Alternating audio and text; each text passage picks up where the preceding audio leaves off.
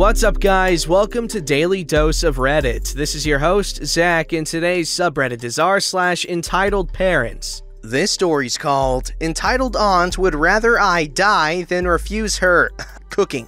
Summary: I recently moved back to the south because I hated wet, cold, miserable winters up north. However, I now realize there was one major drawback to moving back home. I should never have moved within driving distance to the majority of my family. And now my entitled aunt thinks I should die rather than hurt her feelings. Here's the cast. There's me, entitled aunt, my mother. Another year, another disappointing Thanksgiving. Of course, the usual disappointments were all there. A sister who thinks that being a single mom makes her a freaking saint instead of just someone that didn't remember to use birth control. Critical, alcoholic cousins who can't wait to point out everything wrong with someone else's life, but don't dare look at their own lives as they finish their 5th glass of wine in less than an hour, with the turkey still having 2 hours to go. The parental units who seem desperate to reclaim their lost youth by pretending they still have authority over children in their 30s and 40s, drunk uncles, screaming babies, and way too much drama. And then, of course, there is the biggest disappointment of all. My demanding attention floozy of an aunt and her freaking sweet potatoes. Those god-awful, too sweet, freaking make my teeth hurt just thinking about them crappy sweet potatoes. Her pride and joy side dish that she insists on bringing to every Thanksgiving instead of burying it with shame in the backyard with the rest of the fertilizer where it belongs. The dish she insists on forcing each one of us to consume. I could be deathly allergic to those lovers and she would still throw a fit if I refused to eat it. I even hate calling them sweet potatoes. I feel like the name insults real potatoes everywhere. Why couldn't my aunt just have picked a dish made of real potatoes instead?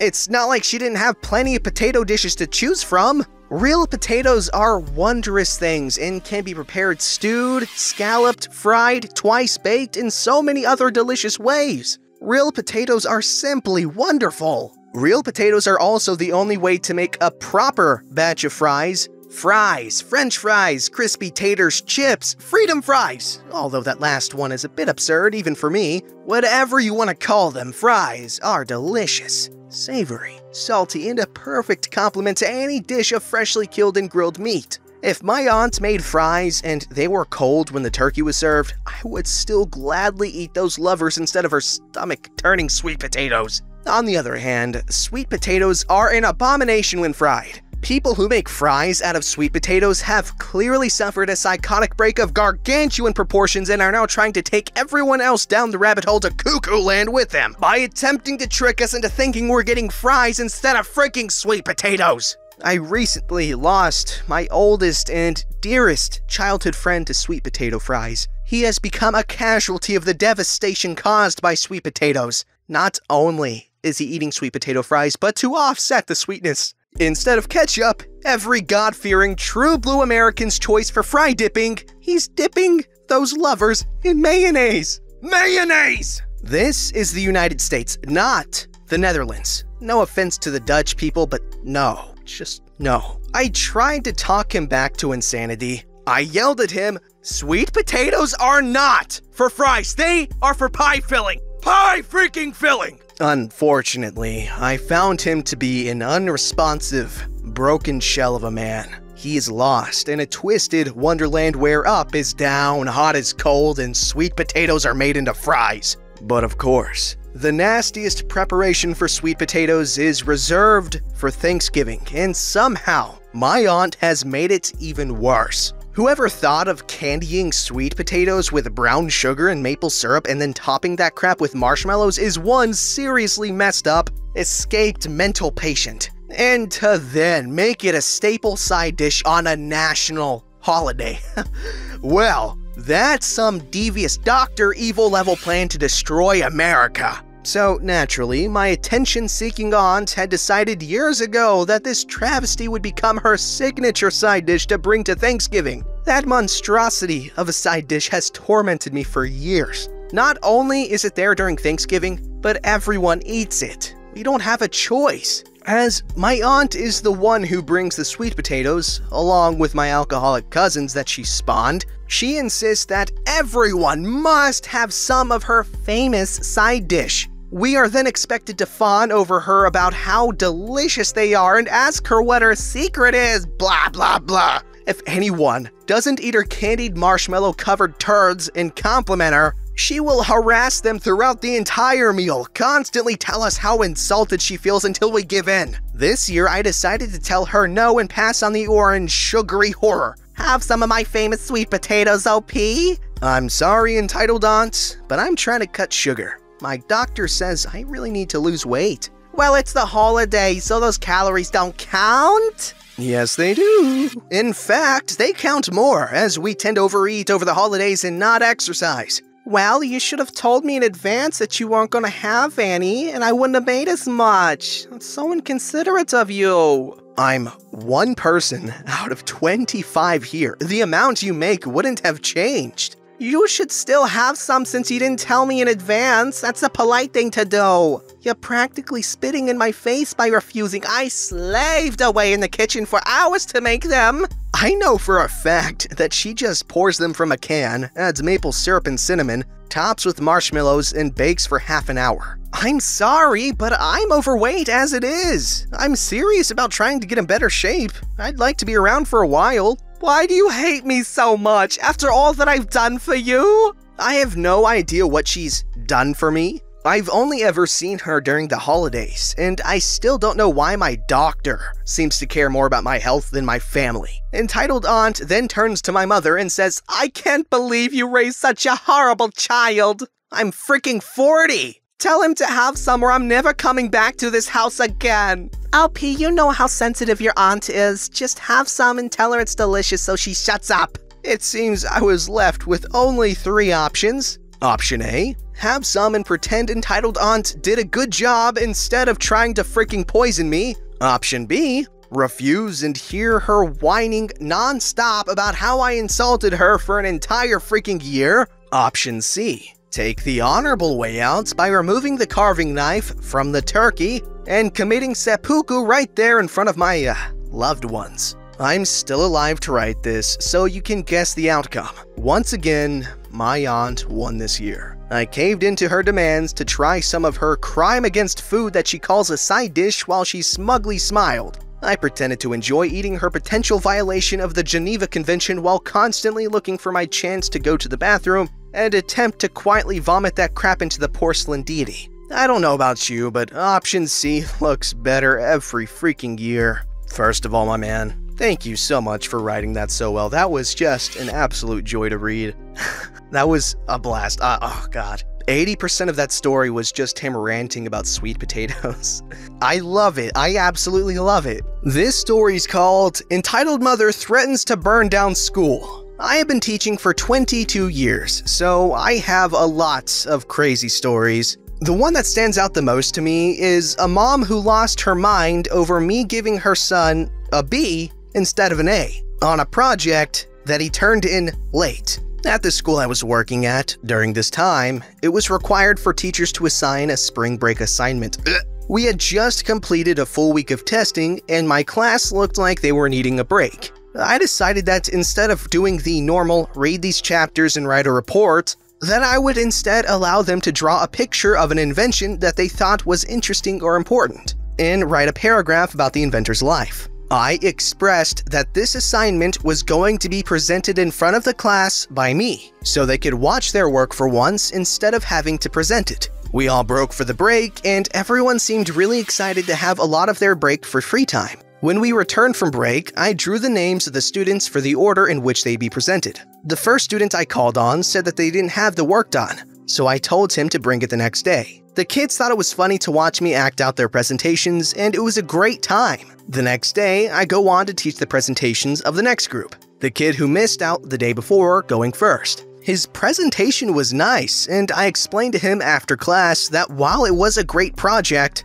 I was marking him down a grade letter for turning it in late. Fast forward 2 days. I get a call from the office during my planning period that 2 parents were there to see me. I agreed to meet with them, and they came to my class. The father looked like he had been dragged along, and the mother looked like she was hyping herself up to get crazy with me. I want to know why you are discriminating against my child? Who is your child? Kid's name? That's who the frick my child is. Have a seat. Let's figure out what the problem is. Her husband grabs a chair and pulls it closer to her. She's still hyped up, but he's trying to help her sit down.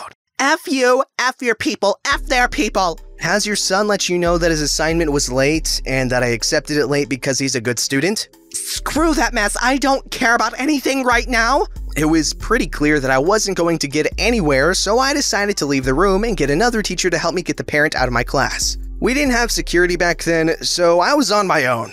No more than a second after I stepped out of the room, I heard a loud crash. I turned around to see she had thrown a glass paperweight through the window, shattering it. I'm gonna call the police. You shouldn't be here when I get back. The entitled mother sprung to her feet and followed me, screaming at the top of her lungs. She was hopping up and down and clapping in my face, telling me she was going to burn this whole mother fricker down today. The mother just kept grabbing her by the coat and holding her back far enough that she couldn't make physical contact with me. She fell to the ground to slide out of her coat and was crawling towards me furiously at one point. It's a small town. The police could walk over faster than they can get in their car and drive here. Within minutes, they were pulling her to her feet trying to talk to her. She spit in the policeman's face and motioned like she was going to backhand her. He barely hip-bumped her and she fell to the ground. She screamed at the top of her lungs that she was being attacked. Her husband looked defeated, holding her coat, shaking his head. She went to jail for creating a public disturbance and for gross misconduct with a peace officer. The rest of the school year, she wasn't allowed on the property. The next year, I was promoted with my class, so it meant I had all the same kids as the previous year. I saw her dropping them off all the time because the ban had been lifted. She would always grind her teeth and growl at me. I'd speed up walking because I didn't want her to see me laughing. Imagine a grown woman sitting in her car making loud growling noises. Hilarious. Oh no, the parents, they found anime. All jokes aside, oh my goodness, parents, you need to hold your kids accountable. I remember, my dad would always take the teacher's side, which I admired until it legitimately wasn't my fault and it was the teacher's incompetence that caused me to... Okay, again, I've said multiple times before that I love teachers, okay? I've only ever had good experiences with teachers. I mean, at least good teachers with some bad experiences, but that's normal. And there have been times where teachers messed up and I got the blame for it because my dad refuses to believe me, which is very not healthy as a parent to do. But anyways, it's whatevs. I'm over it now. I don't hold grudges.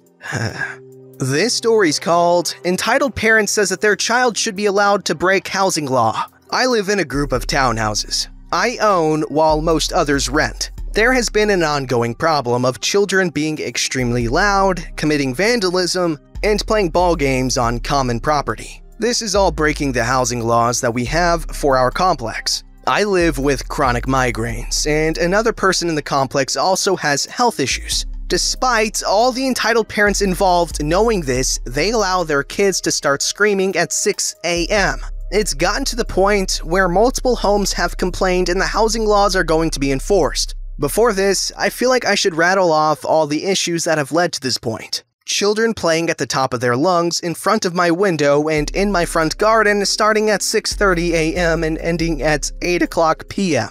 Children breaking up rocks in my front garden into shards and leaving them where they can harm people and animals. The same rocks and shards being thrown into my backyard. This is especially dangerous because my dog's health dictates that my lawn is mowed regularly. Rocks can turn into projectiles when they meet mower blades. Things going missing from my backyard, then turning up a day or two later at my back door. One 10-year-old urinating in my front garden.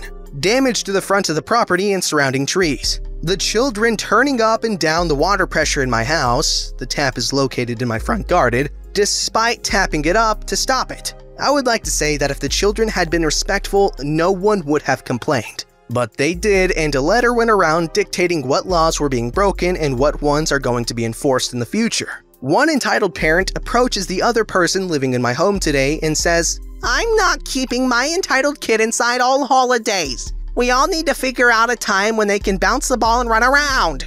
They have a backyard and don't need to play on common property. They have all been told over and over again how hard it's been living with the constant noise. The other entitled parent blames depression and his sick partner not being able to handle the entitled kids inside. The entitled kids are old enough to know that sick people need some peace and quiet. This is crazy. It's not my job to deal with someone else's kids, and I feel like they are being pushed onto me. I want silence in my own home for more than the time that the kids are at school. The temptation to fill my migraine diary with rude kids as a trigger is unbearable. I'll give an update when the other person in my home is contacted by the housing law agent. You see, this is actually a big problem. You see, when you're a kid, you have all these adults telling you, hey, get off my lawn, you're making a you know, all the stupid stuff you see in kids' movies with grumpy old Mr. Fletcherman or some generic grumpy old person name. But the thing is,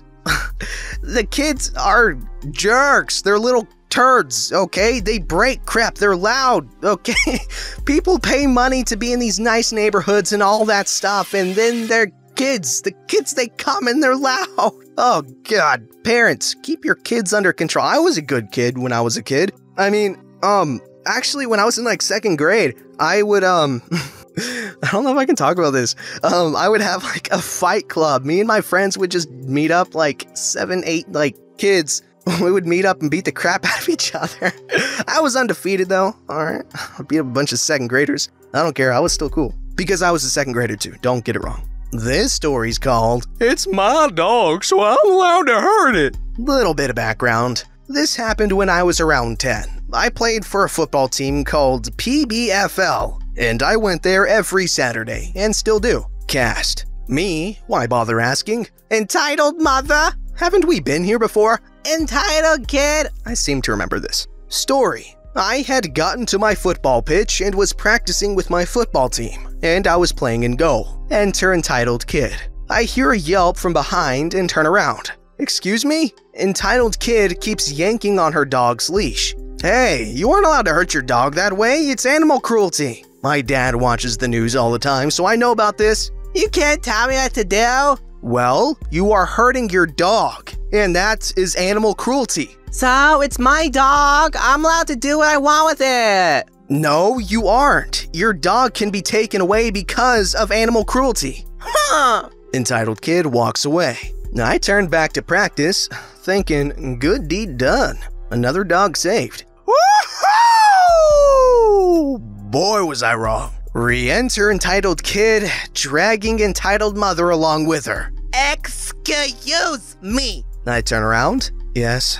Don't ever talk to my daughter like that again! Do you hear me? Not sure how to react, I say, okay. I see her daughter crying behind her, looking at me nervously. They exit the scene. Now, please, don't criticize me for this. I was only 10 and I had never heard of a Karen or even discovered the subreddit, so I had no idea how to react. If I was the age I am now, with all of my current knowledge, I would have reacted very differently. But, as I say, I was 10.